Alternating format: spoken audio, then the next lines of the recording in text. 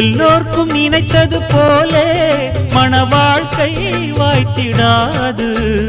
எப்போதும் ஒருவனை எண்ணி தவித்தேன், இப்போது நான் அதை கண்டுபிடித்தேன். மேளம் கேட்கும் நேரம் கூட மாமனோட. இந்த மாமனோட மனசு மல்லியப்பு போலே பொன்னானது.